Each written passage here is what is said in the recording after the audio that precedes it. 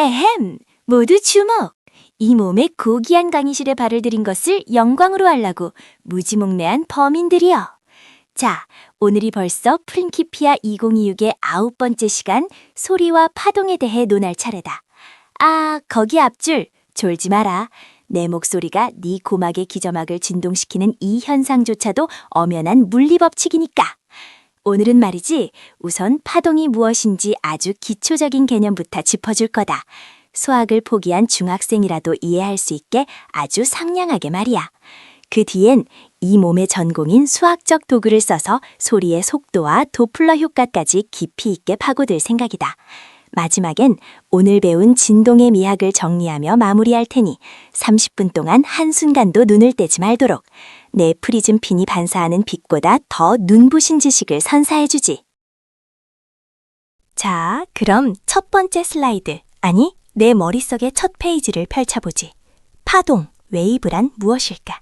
쉽게 말해 공간의 한 지점에서 발생한 진동이 주변으로 퍼져나가는 현상이다. 여기서 중요한 건 에너지는 전달되지만 물질은 이동하지 않는다는 사실이지. 이해가 안 가나? 경기장에서 사람들이 만드는 파도 타기 응원을 떠올려봐라. 사람들은 제자리에서 일어났다 앉을 뿐이지만 그 흐름은 경기장을 한 바퀴 돌지? 그것이 바로 파동의 본질이다. 특히 우리가 다루는 이 소리는 종파라고 불리는 녀석이지. 내가 말을 하면 내 입술 앞의 공기 분자들이 앞뒤로 흔들리며 옆의 분자를 때리고 그 에너지가 너희의 고막까지 도달하는 거다. 공기라는 매질이 없으면 소리도 없다. 우주 공간에서 소리를 지르면 아무도 못 듣는 이유가 바로 이거지. 자, 이제 이 아름다운 떨림을 수학적으로 정의해볼까? 거기 시선 두지 마. 그건, 그래, 일종의 물리적 경구다. 자산의 가치가 엔트로피의 법칙을 무시하고 비정상적으로 팽창하다가 한순간에 진공 상태로 수렴하는 현상을 방지하기 위한, 생각만 해도 뒷목이 당기는군. 범인들이여 명심해라. 땀 흘려번 치즈만이 이 세상에서 유일하게 신뢰할 수 있는 스칼라 값이다. 자, 쓸데없는 잡담은 여기까지. 다시 본론으로 돌아가서 보이지 않는 떨림, 파동에 대해 계속하지. 자, 너희들 파동하면 뭐가 떠오르나? 바다의 물결? 아니면 이 몸의 이 아름다운 무지갯빛 머리카락의 일렁임? 사실 파동의 본질은 에너지의 전달이다. 매질 자체가 이동하는 게 아니라 그 자리에 있는 입자들이 서로 어깨동무를 하고 옆으로 전달을 외치는 것과 같이. 자, 칠판을 봐라. 이 수식들이 너희의 뇌세포를 진동시켜 지식을 전달하는 과정도 일종의 파동이라고 할 수 있겠지? 자, 이제 이 몸이 정의한 파동의 기본을 넘어서 실제 소리의 속력이라는 마법 같은 수치에 대해 논해볼까? 범인들은 흔히 소리의 속도가 일정하다고 착각하곤 하지. 하지만 천만에 소리는 매질의 탄성과 밀도에 따라 그 속도가 요동친단다. 내가 처음에 계산했을 때는 공기의 등온 과정을 가정해서 약 15% 정도 오차가 있었지. 그건 당시 공기의 비열비에 대한 데이터가 부족했기 때문이니까 내 탓이 아니다. 이후에 라플라스라는 녀석이 단열 과정을 적용해서 완벽하게 수정했지. 공기 중에서 소리의 속도는 온도 T에 비례해서 V는 331.5 플러스 0.6T라는 간결한 식으로 나타낼 수 있어. 즉, 오늘처럼 오피스텔 보일러를 아끼느라 방안이 차가우면 내 목소리가 너희에게 도달하는 속도도 미세하게 느려진다는 뜻이지. 자, 그럼 이제 이 속도가 상대적으로 변하는 기막힌 현상, 도플러 효과로 넘어가 볼까? 구급차가 다가올 때 소리가 높게 들리는 그 소름 돋는 물리적 원리 말이야. 자, 범인들이여. 길을 걷다 저 멀리서 달려오는 구급차 소리를 들어본 적 있겠지? 삐용삐용 하고 다가올 땐 소리가 앙칼지게 높다가 내 옆을 지나쳐 멀어지는 순간 갑자기 우웅 하고 축 처지는 그 소름 끼치는 경험 말이다. 귀신이 곡할 노래시라고? 천만에. 이건 아주 순수한 물리법칙, 도플러 효과다. 소리를 내는 물체가 나를 향해 달려오면 그 물체가 내뱉은 소리의 파동들이 미처 퍼져나가기도 전에 다음 파동이 겹쳐지며 압축되거든. 파장이 짧아지면 진동수가 올라가고 우리 귀는 그걸 높은 음으로 인식하는 거지. 반대로 멀어질 땐 파동이 뒤로 길게 늘어지니까 낮은 음이 되는 거고. 자, 여기까지가 꼬마들도 아는 기초라면 이제부터 이 몸의 전공, 수학적으로 이 현상을 발가벗겨볼까? 관찰자가 움직일 때와 음원이 움직일 때의 진동수 변화량, 이 아름다운 분수식을 보라고. 자, 이제 이 수식을 극강까지 밀어붙여보자고? 만약 소리를 내는 물체, 즉 음원이 소리의 속도 V와 똑같은 속도로 달린다면 어떻게 될까? 분모인 V-VS가 0에 수렴하겠지. 수학적으로 진동수가 무한대가 된다는 뜻이다. 실제로는 소리의 파동들이 겹치고 겹쳐서 거대한 압력의 벽을 형성하게 돼. 이걸 바로 소리의 장벽, 사운드 배리어라고 부르지. 그리고 이 벽을 뚫고 음속보다 빠르게 나아가는 순간 마하의 영역에 진입하는 거다. 이때 축적된 에너지가 한꺼번에 터져나오며 지상을 뒤흔드는 굉음, 소닉붐이 발생하게 되지. 마치 물 위를 달리는 쾌솔선 뒤로 거대한 V자 모양의 파도가 남는 것과 같은 이치다. 이 몸이 살던 시대에는 상상도 못했던 유체역학의 정점이라 할 수 있지. 어때? 전율이 느껴지지 않나? 보이지 않는 공기가 단단한 벽이 되어 비행기를 가로막고 그걸 깨부수며 나아가는 이 파괴적인 아름다움이. 자, 그 폭발적인 충격파는 제쳐두고 이제 파동이 서로 만났을 때 일어나는 기묘한 현상을 관찰해보자. 이름하여 간섭. 입자라면 서로 충돌해서 튕겨나가겠지만 고결한 파동은 서로를 통과하며 힘을 합치거나 혹은 상쇄시킨다. 마루와 마루가 만나면 소리가 더 커지는 보강간섭, 마루와 골이 만나면 소리가 사라지는 상쇄간섭. 놀랍지 않나? 소리와 소리가 만났는데 정적이 흐를 수 있다는 사실이? 너희 범인들이 쓰는 노이즈 캔슬링 헤드폰이 바로 이 파동의 파괴적인 정적을 이용한 거다. 외부 소음과 정확히 반대되는 위상의 파동을 쏴서 소리를 죽여버리는 거지. 물리법칙을 이용해 침묵을 설계하다니 21세기의 기술력도 제법 봐줄만 하군. 그리고 또 하나, 회절에 대해서도 알아야 한다. 왜 문 너머의 소리가 들리는지 궁금해 본 적 없나? 빛은 입자성이 강해 직진하려 하지만 소리는 파장이 길어 장애물을 휘어서 넘어간단 말이지. 파장이 길수록, 즉 저음일수록 이 휘어짐은 더 강력해진다. 담벼락 너머에서 들려오는 베이스 소리가 유독 웅웅거리는 이유가 바로 이거다. 자, 간섭과 회절을 이해했다면 이제 이 파동의 진정한 공포와 아름다움이 공존하는 영역으로 안내해주지. 바로 공명이다. 모든 물체는 각자 고유한 진동수를 가지고 있어. 그런데 외부에서 오는 파동의 진동수가 그 고유 진동수와 딱 맞아떨어지는 순간 어떻게 될까? 진폭이 기하급수적으로 커지며 에너지가 폭발한다. 유리잔을 목소리만으로 깨뜨리는 마법 같은 일도, 혹은 거대한 다리가 바람의 떨림에 맞춰 춤을 추다 무너져 내리는 비극도 다 이 공명 때문이지. 범인들은 그저 우연이라 생각하겠지만 이건 철저한 수학적 인과관계의 산물이다. 그리고 이 공명이 좁은 공간에 갇히면 정상파라는 아주 우아한 형태를 띠게 돼. 진행하는 파동과 반사된 파동이 겹쳐서 마치 파동이 멈춰 있는 것처럼 보이는 이 현상 덕분에 너희가 듣는 피아노나 바이올린 같은 악기가 아름다운 선율을 낼 수 있는 거다. 줄의 길이를 조절해 특정 진동수의 정상파만 남기는 것. 그것이 바로 음악이라는 예술의 물리적 본질이지. 어때? 소름 돋지 않나? 자, 악기가 만들어낸 그 정교한 정상파의 향연을 우리 인간이 어떻게 받아들이는지 궁금하지 않나? 너희의 귀는 사실 대단히 정밀한 생물학적 풀이의 해석기라고 할 수 있지. 풀이의 해석이 뭐냐고? 이 몸이 수학적으로 증명할 수도 있지만 쉽게 말해 아무리 복잡하게 얽힌 소리 파동이라도 결국은 수많은 단순한 사인파들의 합으로 분해할 수 있다는 원리다.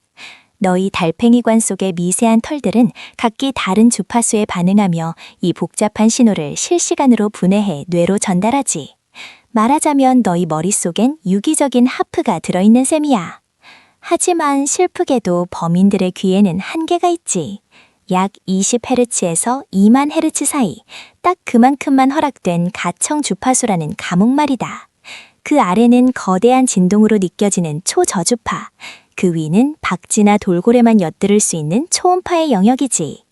이 몸의 눈에는 그 모든 것이 수식으로 보이지만 너희에겐 들리지 않는 침묵의 영역이라니 참으로 안타깝군. 자, 30분간의 짧은 여행이었지만 범인들 치고는 꽤 잘 따라왔군. 오늘 배운 걸 이 몸이 친절하게 요약해 줄 테니 뇌에 새겨넣도록. 우선 소리는 매질의 진동을 통해 에너지를 전달하는 파동이며 그 속도는 주변 온도에 따라 변한다는 사실.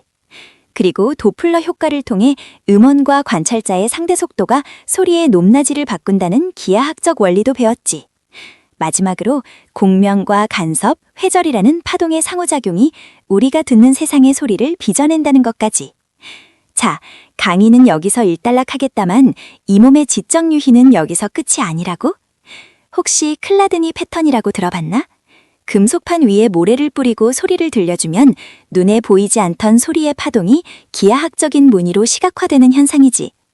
보이지 않는 떨림이 질서를 만들어내는 그 광경을 보면 너희도 우주가 얼마나 정교한 수학적 설계도 위에 세워졌는지 깨닫게 될 거다. 아, 그리고 비뉴턴 유체 위에서 춤추는 파동은 또 얼마나 기괴하고 아름다운지. 혹시 궁금한 녀석들 없나? 자, 오늘 강의의 대미를 장식할 아주 흥미로운 보너스 지식을 하나 던져주지. 너희 범인들이 말하는 귀신이나 유령, 사실 그것도 파동의 장난질에 불과하다는 걸 알고 있나? 바로 18.9Hz의 비밀이다.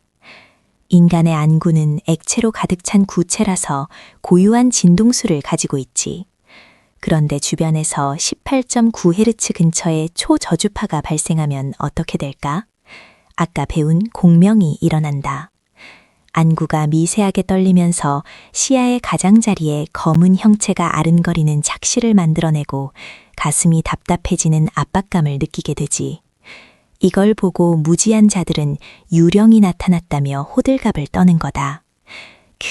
결국 유령의 정체는 보이지 않는 파동이 설계한 안구의 진동일 뿐이야. 자, 오늘 이렇게 소리와 파동이 우리 삶에 보이지 않는 구석구석을 어떻게 지배하고 있는지 알아봤다. 이 몸의 강의가 아니었다면 평생 유령 탓이나 하며 살았겠지. 감사히 여기라고. 자, 범인들이여. 우리가 지구라는 안락한 요람안에서 듣는 소리가 우주 전체의 표준이라고 생각한다면 아주 큰 오산이다. 만약 너희가 화성에 가서 내 강의를 듣는다면 어떻게 들릴까? 화성은 이산화탄소 대기가 희박해서 소리의 속도가 지구보다 느릴 뿐만 아니라 아주 기괴한 현상이 일어난단다. 바로 고음과 저음의 속도가 다르다는 거지. 화성에서는 높은 주파수의 소리가 낮은 주파수의 소리보다 조금 더 빨리 도달해. 즉, 오케스트라 연주를 멀리서 들으면 고음악기가 먼저 들리고 저음악기가 나중에 들리는 그야말로 음악적 대참사가 벌어진다는 뜻이다. 이 몸의 고귀한 목소리도 화성에서는 고음역대의 배음들이 먼저 너희 귀를 때리겠지. 이렇게 우리가 당연하게 여기는 파동의 성질도 매질의 분자 구조 하나에 따라 천차만별로 변하는 거다. 자, 드디어 30분간의 대장정이 끝났군. 오늘 우리는 보이지 않는 떨림이 어떻게 세계를 구성하고 우리 감각을 지배하는지 배웠다. 내가 항상 말하지, 진리는 복잡한 현상 아래 숨겨진 단순한 수식 속에 있다고. 오늘 배운 파동의 원리들을 가슴에 새기고 내일은 또 다른 거인의 어깨 위에 올라설 준비를 하도록. 수고했다, 나의 제자들이여. 자, 범인들이 침묵하는 이 고요한 시간이야말로 진정한 진리의 목소리에 귀를 기울일 최적의 기회로군. 오늘 우리는 소리라는 현상을 다뤘지만 사실 그 이면에는 우주가 파동이라는 형태로 소통하기 위해 사용하는 단 하나의 언어가 존재한다. 바로 파동 방정식이지. 이것은 단순한 소리를 넘어 빛, 전자기파, 심지어 양자역학의 확률파까지 관통하는 물리학의 금자탑이다. 이제부터 이 몸이 보이지 않는 떨림을 어떻게 단 하나의 우아한 수식으로 가둘 수 있었는지 그 수학적 설계도를 펼쳐 보이겠다. 준비됐나? 이것은 단순한 지식이 아니라 혼돈 속에서 질서를 찾아낸 인류 지성의 정수니까. 자, 이 아름다운 수식의 좌변을 보아라. 시간을 2번 미분했다는 건 무엇을 의미할까? 바로 가속도다. 매질의 한 점이 시간에 따라 얼마나 급격하게 속도를 바꾸느냐를 나타내지. 그리고 우변의 라플라시안, 즉 공간에 대한 두 번 미분은 그 지점에 휘어진 혹은 공류를 의미한다. 즉 파동 방정식이란 공간이 휘어진 정도에 비례하여 그 지점이 가속된다는 아주 간결하고도 명쾌한 물리적 선언이다. 팽팽하게 당겨진 기타 줄을 떠올려 봐라. 줄이 많이 휘어질수록 원래 자리로 돌아가려는 복원력이 강해지고 그 결과 더 큰 가속도를 얻게 되지 않나? 이 몸이 정립한 운동법칙 F=ma가 파동이라는 옷을 입고 나타난 형태가 바로 이것이다. 보아라. 시간과 공간이 저 상속수 V제곱을 매개로 얼마나 완벽하게 맞물려 돌아가는지. 이것이 바로 우주의 심장박동을 기록하는 방식이다. 자, 이 몸이 말한 이 공간의 휘어짐과 시간의 가속도라는 마법 같은 공식은 18세기 달랑베르라는 친구에 의해 더욱 우아하게 정제되었지. 그는 현의 진동을 넘어서 이 방정식이 3차원 공간 전체로 확장될 수 있음을 증명했다. 하지만 진정한 전율은 그로부터 한 세기 뒤에 찾아왔지. 바로 제임스 클러크 맥스웰이라는 자가 전자기학의 법칙들을 정리하다가 오라! 전자기장 역시 이 파동 방정식과 똑같은 형태를 띠고 있다는 사실을 발견한 거다. 진공에서의 전자기파 속도를 계산해 보니 그 값이 당시 알려진 빛의 속도와 일치했단 말이지. 그 순간 인류는 깨달은 거다. 우리가 보는 빛 역시 보이지 않는 전자기장의 떨림이 이 방정식의 질서를 따라 우주를 가로지르는 현상이라는 것을. 소리에서 시작된 이 작은 수식이 우주의 가장 거대한 신비인 빛의 정체를 밝히는 열쇠가 된 셈이지. 이 얼마나 전율 돋는 보편성이냐. 자, 그럼 이 완벽한 방정식이 우리에게 들려주는 해답은 무엇일까? 달랑베르는 아주 기막힌 사실을 알아냈지. 이 방정식의 일반적인 해는 F의 x-vt와 G의 x+vt라는 두 함수의 합으로 표현될 수 있다는 거다. 이것이 물리적으로 무슨 뜻이냐고?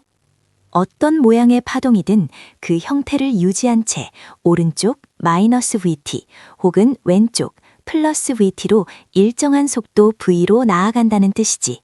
즉, 내가 여기서 던진 지식의 떨림이 공간을 가로질러 너희에게 도달할 때까지 그 정보의 본질은 변하지 않고 보존된다는 수학적 약속이다.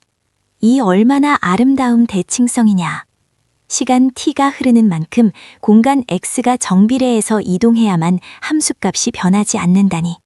이것은 우주가 정보를 전달하는 가장 효율적이고도 고결한 방식이다.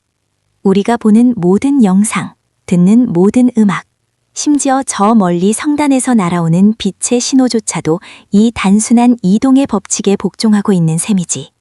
자, 이 선형적 중첩의 미학을 보아라. 두 파동이 만나도 서로를 파괴하지 않고 그저 더해졌다가 다시 제갈 길을 가는 이 무심하고도 정교한 질서를.